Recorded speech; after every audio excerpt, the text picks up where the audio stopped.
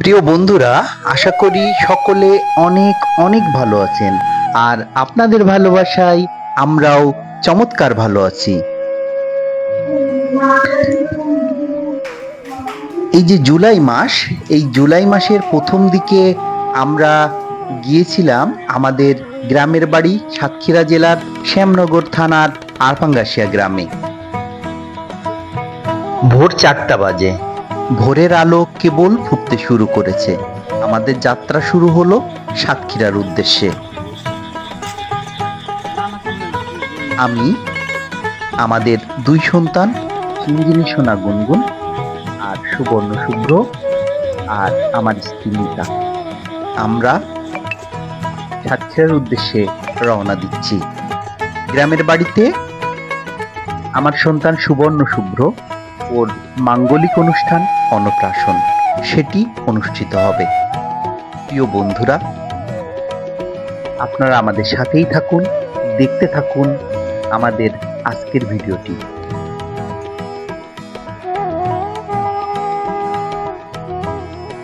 যদি এই ভিডিওটি আপনাদের ভালো লাগে তাহলে লাইক করে ছোট্ট একটি কমেন্ট করে আমাকে আপনাদের সাথে রাখবেন।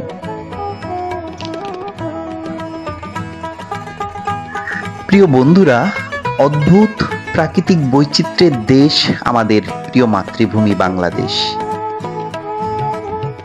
এর মধ্যে সাগর বনানীর কোলে দাঁড়িয়ে থাকা এই খুলনা নগরী অত্যন্ত সুন্দর। আমরা ভোরের আলোয় এগিয়ে চলেছি খুলনা 0 পয়েন্টের দিকে। খুলনা 0 পয়েন্টকে খুলনার প্রবেশ দ্বারও বলা যেতে পারে। এখানে গড়ে উঠেছে অনেকগুলো ফুড কোর্ট, বিশেষ করে কামরুলের হোটেল এবং চুইঝালের খাসির মাংস অনেক অনেক বিখ্যাত। সারা দেশ থেকে বিভিন্ন ভোজন রসিক মানুষেরা তাদের যাত্রাপথে এখানে এসে চুইঝালের খাসির মাংস এবং গরুর মাংস দিয়ে তাদের রসনা তৃপ্ত করে থাকে।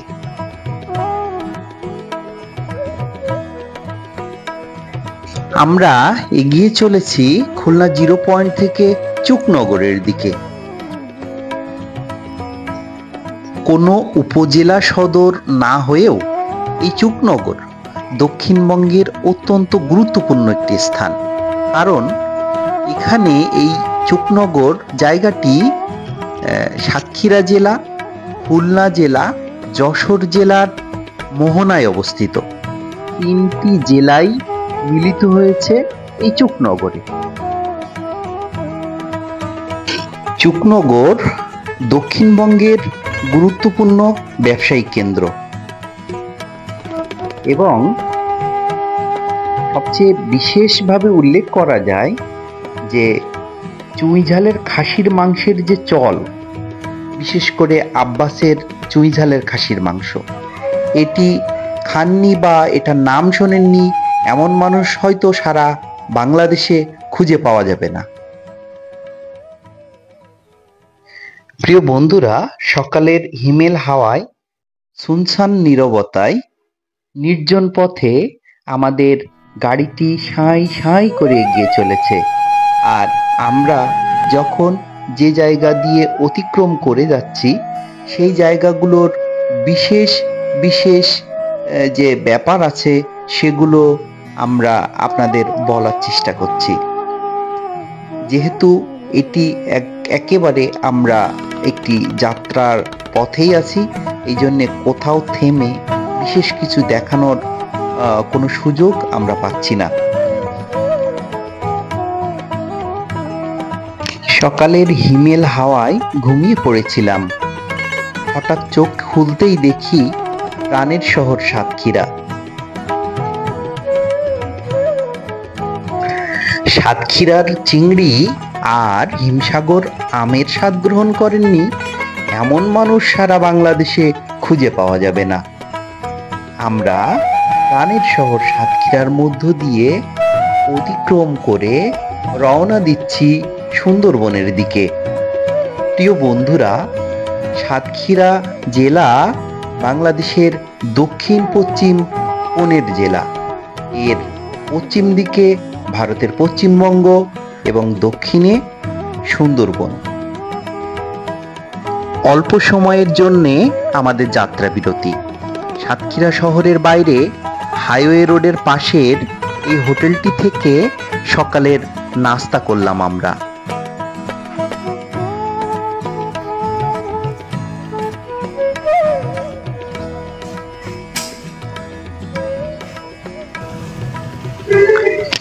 এখনো প্রায় আমাদের 65 থেকে 70 কিলোমিটার দক্ষিণের দিকে যেতে হবে সুন্দরবনের কাছে।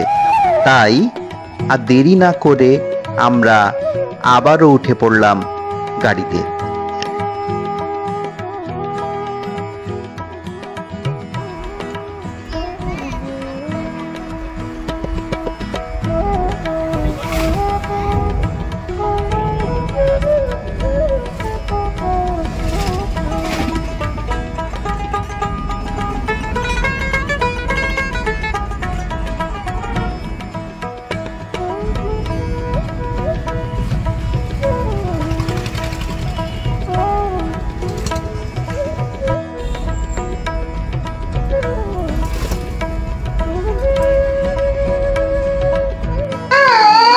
সাগর আর বনানীর কোলে দাঁড়িয়ে থাকা সাতক্ষীরা অদ্ভুত সুন্দর একটি জেলা।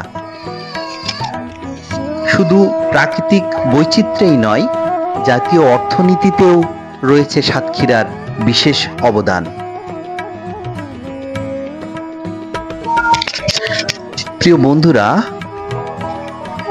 আমাদের চলতি পথে এরপরেই আসবে নলতা শরীফ, খান বাহাদুর আহসানুল্লাহর স্মৃতিধন্য নলতা শরীফ। সাতক্ষীরার গুণী মানুষের নাম বলে শেষ করা যাবে না। সঙ্গীত শিল্পী নীলুফার ইয়াসমিন, সাবিনা ইয়াসমিনের জন্মভূমি এই সাতক্ষীরা।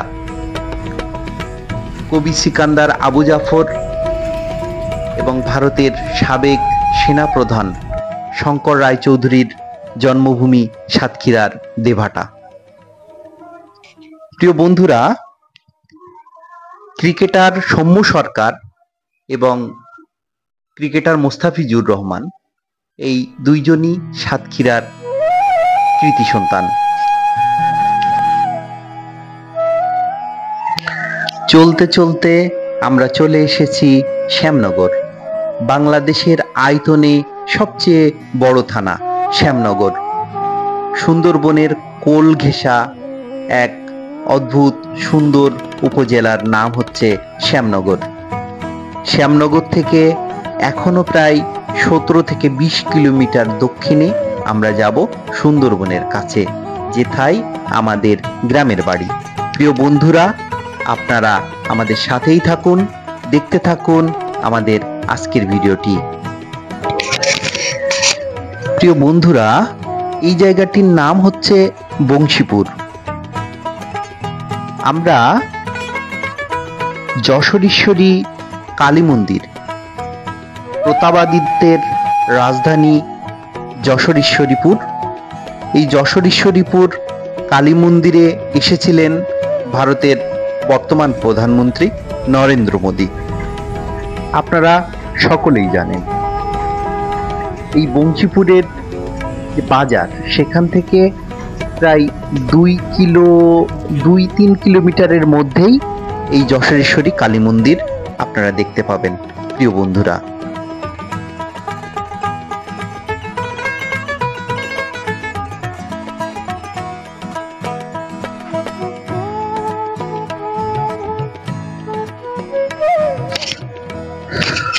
অবশেষে আমরা চলে এসেছি আমাদের গন্তব্যের প্রায় কাছাকাছি। আমরা এসেছি সুন্দরবনের কাছে। গাড়ির জানালা দিয়ে আমরা দেখতে পাচ্ছি সুন্দরবনের নদী, আর সামনের সবুজ যে অংশটি, এটি হচ্ছে সুন্দরবন। নদীর কোল ঘেঁষা যে সুন্দরবনের পাশ দিয়ে এগিয়ে চলেছে আমাদের গাড়ি, আমাদের গ্রামের বাড়ির উদ্দেশ্যে। প্রিয় বন্ধুরা, আমাদের ডান দিকের যে সবুজ বনানী আপনারা দেখতে পাচ্ছেন, এটি হচ্ছে আকাশলীনা। টিভি ও মিডিয়া ব্যক্তিত্ব ইত্যাদি খ্যাত জনাব হানিফ সংকেত এই পার্কে ইত্যাদির একটি পর্ব শুটিং করেছিলেন। প্রাকৃতিক বৈচিত্র্যে ভরপুর অত্যন্ত নান্দনিক সুন্দরবনের রূপ বৈচিত্র্যে ভরপুর সুন্দর পার্কের নাম হচ্ছে আকাশলীনা। এই ছিমছাম পথ দিয়ে আমরা এই বৃষ্টি ভেজা পরিবেশে এগিয়ে চলেছি আমাদের গ্রামের বাড়ির উদ্দেশ্যে। প্রিয় বন্ধুরা, এটি হচ্ছে কলবাড়ি বাজার। আমার শৈশবের স্মৃতিদীপ্ত এই বাজার। এখানকার পরিবেশ, প্রতিবেশ, নদী, মানুষ সবকিছু আমার অতি আপন, অতি চেনা। যখন অনেক দিন পর পর নিজের গ্রামের বাড়িতে ফিরি, তখন এই জায়গাগুলোকে খুব আপন মনে হয়। চেনা জায়গাগুলোকে আবার নতুন করে দেখতে থাকি। প্রিয় বন্ধুরা,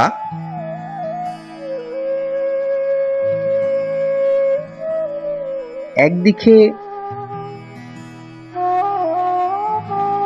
ধানের মাঠ, ধানের বিল, আর বাম পাশের যে জমিগুলো, এই জমিগুলোতে চিংড়ি ঘের হয়।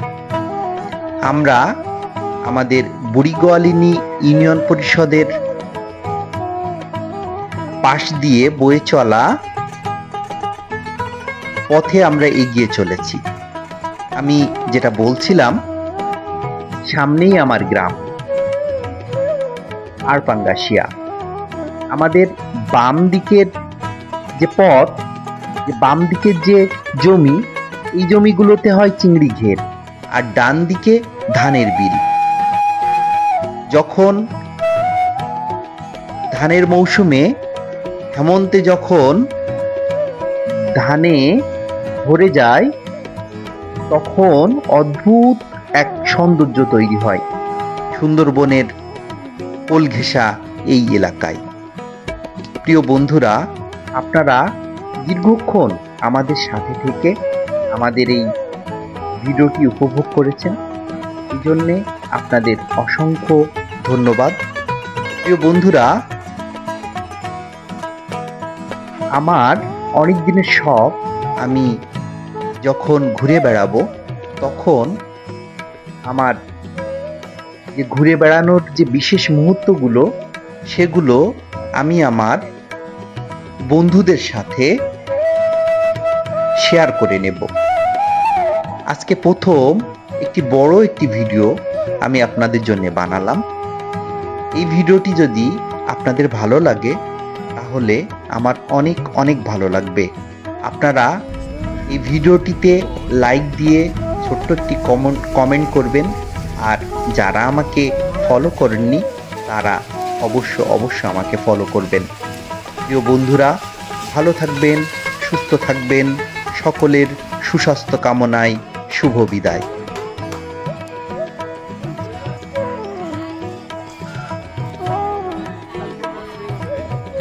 কালকে বৃষ্টি হয়েছে বেশি, তাই?